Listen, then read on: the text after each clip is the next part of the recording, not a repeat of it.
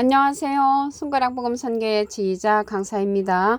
또한 세계 기독청 소속 강사이기도 합니다. 오신 것을 진심으로 환영하며 해피 바이블을 열어가도록 하겠습니다. 오늘 친구들이 말씀의 제목은요, 천사강 일곱 천사의 나팔이라는 제목으로 하나님의 말씀을 나눠보는 시간을 갖도록 하겠습니다.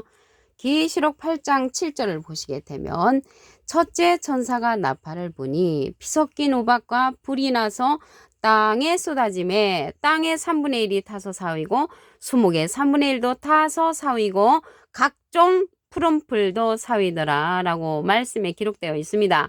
우리는요, 일곱 천사의 나팔을 이렇게 불게 되면은 아름다운 사건들이 일어날 것이다 라고 생각을 했는데, 오늘 일곱 천사의 나팔을 보니까 불에 타는 역사죠. 불이 타서 3분의 1이 없어져 버리고 수목도 타서 없어지고 각 풀도 이제 없어졌단 말이죠. 그러면 여기에서 땅이 3분의 1이 타서 없어진단 말이죠. 그러면 땅은요, 전도서 1장 4절에 보시게 되면 한 세대는 가고 한 세대는 오되 땅은 영원히 있도다.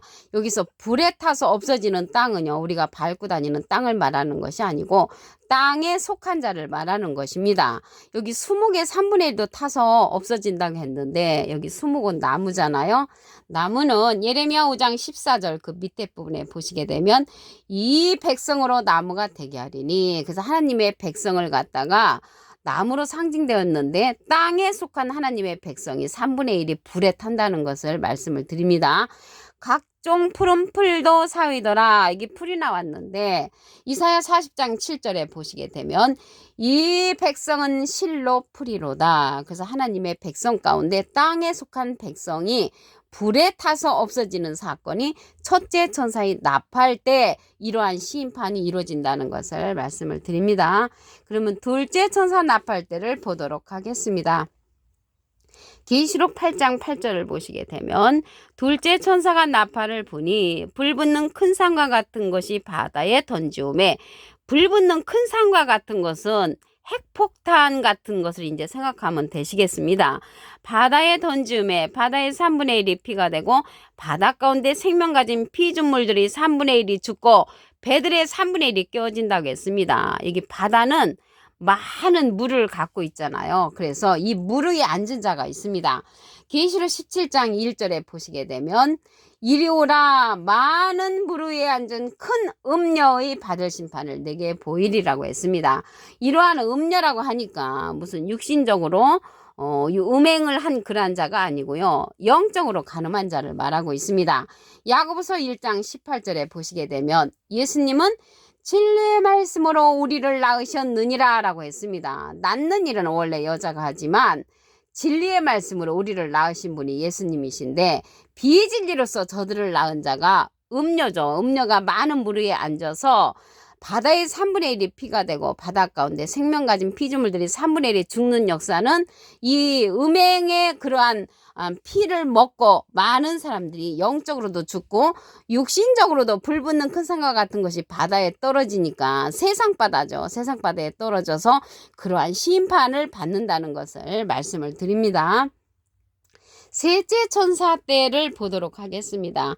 계시록 8장 10절을 보시게 되면 셋째 천사가 나팔을 부니 햇불 같이 타는 큰 별이 하늘에서 떨어져 강들의 3분의 1과 여러 물샘에 떨어지니 이 별 이름은 쑥이라. 물들의 3분의 1이 쑥이 되매 그 물들이 쓰게 됨을 인하여 많은 사람이 죽더라. 그래서 많은 사람들이 죽는 그러한 심판도 셋째 나팔 때 이루어지는데 큰 별이 하늘에서 떨어졌단 말이죠. 이 별은요, 계시록 1장 20절에 보시게 되면은 그 밑에 부분에 일곱 별은 일곱 개의 사자요 라는 것을 볼 때 별은 사자를 상징을 하죠. 이 별은 사자, 사명자, 선지자를 상징을 하는데 하늘에서 떨어졌다는 것을 볼 때 진리에서 떨어진 자라는 것을 알 수가 있겠죠. 이렇게 진리에서 떨어진 자 밑에서 내가 신앙생활을 같이 한다면은 나도 이러한 셋째 나팔의 그 심판을 받을 수가 있습니다. 강들의 3분의 1과 여러 물샘에 떨어지니까 쑥물을 먹고 죽는 거죠. 쑥물을 먹고 죽는 사건이 셋째 천사의 나팔 때 이뤄진다는 것을 말씀을 드립니다. 넷째 천사의 나팔 때를 보도록 하겠습니다. 계시록 8장 12절을 보시게 되면 넷째 천사가 나팔을 부니 해 3분의 1과 달 3분의 1과 별들의 3분의 1이 침을 받아 그 3분의 1이 어두워진다고 했고요. 낮과 3분의 1은 비침이 없고 밤도 그렇다고 했습니다. 그러면 여기에서 해 3분의 1이 나왔는데요. 해는 시편 84편 11절에 보시게 되면 여호와 하나님은 해요. 해는 이제 하나님을 상징을 하고요. 달은 예수님을 상징을 합니다. 시편 89편 37절에 보시게 되면 궁창의 확실한 증인 달같이라고 했는데 이 확실한 증인은 계시록 3장 14절 그 중간에서부터 보시게 되면 충성되고 참된 증인이시요 하나님의 창조의 근본이시니라고 했거든요. 하나님의 창조의 근본이시니는 예수님이시죠. 그래서 다른 예수님을 상징했고요. 별들이 나왔는데요. 이 별들은 아까 말씀드렸잖아요. 계시록 1장 20절에 일곱 별은 7개의 사자요 라고 했으니까 별은 사자를 상징하니까 사자 사명자를 상징을 하죠. 별들은 이제 많이 있는데 해는 하나님 한 분이시니까 들자가 안 들어갔어요. 복수가 아니죠. 달도 예수님 한 분이시니까 들자가 안 들어갔어요.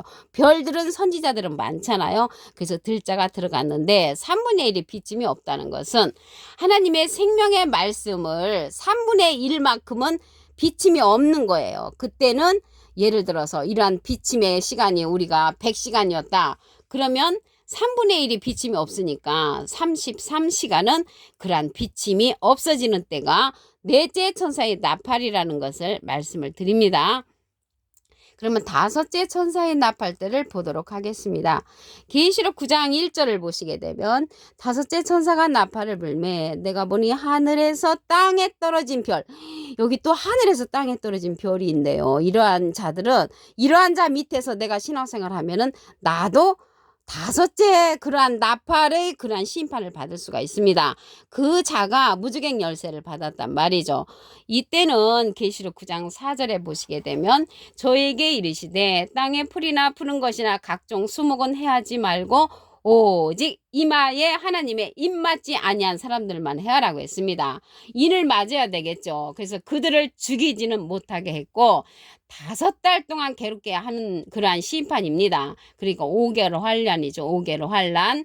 그날에는 사람들이 죽기를 구하여도 죽을 수가 없는 때가 5개월 환란입니다. 그러니까 이 다섯째 심판 때 전갈이 쏘는 그러한 고통이라고 했거든요. 전갈에 쏘는 그러한 고통을 내가 받지 않으려고 자살을 시도하는 자들은 죽음이 피해가기 때문에 내가 죽으려면은 다섯째 나팔의 그런 심판 이르기 전에 자살을 하면은 할까? 이때에는 죽음이 피해가는 시대라는 것을 말씀을 드립니다. 여섯째 천사의 나팔 때를 보도록 하겠습니다. 계시록 9장 13절을 보시게 되면 여섯째 천사가 나팔을 불매 내가 들으니 하나님 앞 금단 넷불에서 한 음성이 나는데 이게 금단 넷불에서 한 음성이 난다는 것을 볼 때 하나님의 보좌에서 이제 음성이 나죠. 이 어떤 음성이 나냐면요. 결박한 네 천사를 놓아주라고 합니다. 그 결박한 네 천사를 통하여서 사람 3분의 1을 죽이는 심판이 여섯째 나팔 때 일어납니다. 그래서 그 결박한 네 천사는 범죄한 천사잖아요. 그 자를 통해서 사람 3분의 1을 죽이는데 이 억명이라는 그 결박한 네 천사에게 속한 그러한 자들이라고 했습니다. 그러한 자들을 통해서 사람 3분의 1을 죽이니까 우리 지구상의 인구가 예를 들어서 75억 명이다 라고 하면은 25억 명이 죽는 때가 여섯째 나팔 때라는 것을 말씀을 드립니다. 그러면 일곱째 천사 나팔 때를 보도록 하겠습니다. 계시록 11장 15절을 보시게 되면 일곱째 천사가 나팔을 불매 하늘에 큰 음성들이 나서 세상 나라가 우리 주와 그 그리스도의 나라가 된다고 했습니다. 일곱째 천사 나팔 때 그리스도의 나라가 이루어지는가 하면은 일곱째 천사 나팔 속에는 첫째 대접부터 일곱째 대접까지 그러한 심판이 포함되어 있는데 하나님의 진노라고 했습니다.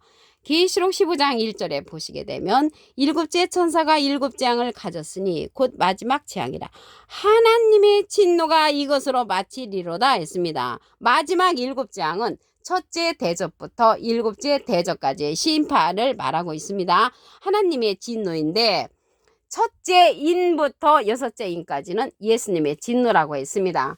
계시록 6장 16절에 보시게 되면 산과 바위에 이르되 우리 위에 떨어져 보좌에 앉으시니 나체서와 어린 양의 진노에서 우리를 가리우라. 그래서 인의 사건은 어린 양의 진노고요.